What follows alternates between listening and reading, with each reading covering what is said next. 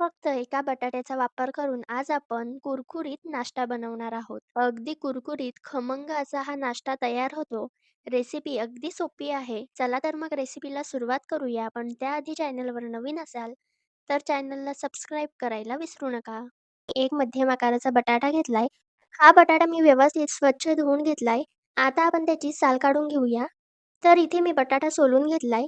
बटाटा सोलून झाला. त्यानंतर इथे मी एका भांड्यामध्ये पाणी घेतलंय व अशी किसणी घेतली. किसणी ही मोठ्या होलांची वापरा. फार छोट्या होलांची किसणी वापरू नका. मोठ्या होलाची किसणी वापरली म्हणजे बटाट्याचा किस छान मोठ्या आकारामध्ये होतो. तर आता आपण हा बटाटा किसून घेऊया. बटाटा पाण्यामध्येच किसून घ्या म्हणजे तो काळा पडत नाही.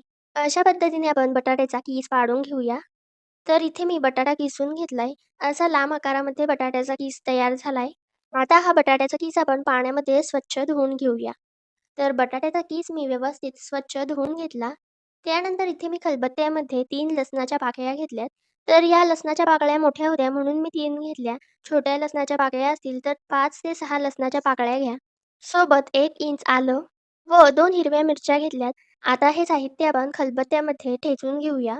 तर याची मिक्सरला पेस्ट बनवू नका. त्यानंतर एका बाउलमध्ये आपण बनवलेला बटाट्याचा किस घेऊया. बटाट्याचा किस आपण व्यवस्थित स्वच्छ धुवून घेतला. त्याचबरोबर यामध्ये जास्त पाणी घेऊ नका. हा बटाट्याचा किस व्यवस्थित निथळून घ्या. त्यामध्ये जास्त पाणी राहता कामा नये. त्यानंतर इथे मी एक मध्यम आकाराचा कांदा छान बारीक चिरून घेतलाय. कांदा छान बारीक आकारामध्ये चिरून घ्या. चिरलेला कांदा यामध्ये घालूया.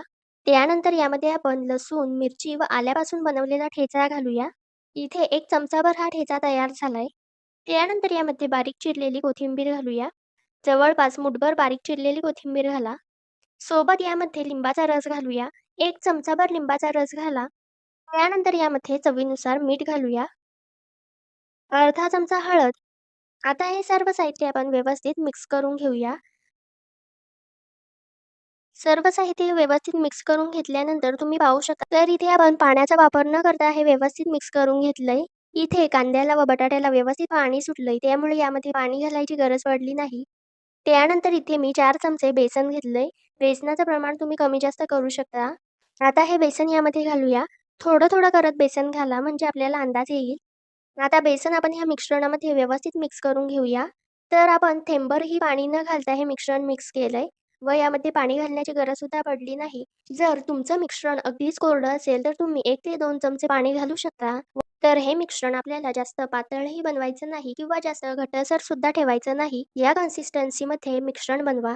त्यानंतर इथे मी कढई गरम करत ठेवलीये. कढई गरम झाली की यामध्ये 1 पळी तेल घालूया. खूप जास्त तेल घालू नका नाहीतर हा नाश्ता तेलकट होऊ शकतो. तेल व्यवस्थित गरम झालं की अशा पद्धतीने आपण यामध्ये हे मिश्रण घालूयात. जवळपास 2 चमचे मिश्रण घातलंय. आता हे व्यवस्थित असं पसरून घेऊयात. जितकं आपण हे पातळ पसरवू तेवढाच आपला नाश्ता छान कुरकुरीत होईल.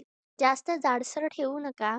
जर जास्त जाडसर ठेवले तर ते कुरकुरीत सुद्धा होत नाहीत व व्यवस्थित शिजत सुद्धा नाही. आतमध्ये कधी-कधी कच्चेच राहतात. त्यामुळे अशा पद्धतीने छान असं पसरवून घेतलंय. आता आपण मध्यम गॅसवर हे व्यवस्थित शिजवून घेऊयात.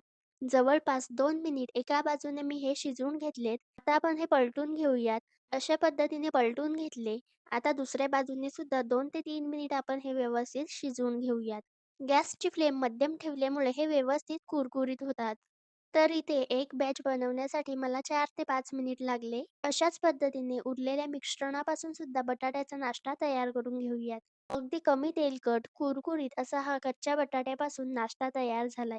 तोही कमीत कमी वेळात व कमीत कमी साहित्यामध्ये. तुम्ही सुद्धा एकदा नक्की करून पहा. रेसिपी कशी वाटली ते कमेंट्समध्ये नक्की सांगा व रेसिपी आवडली असेल तर व्हिडिओला लाईक करायला विसरू नका.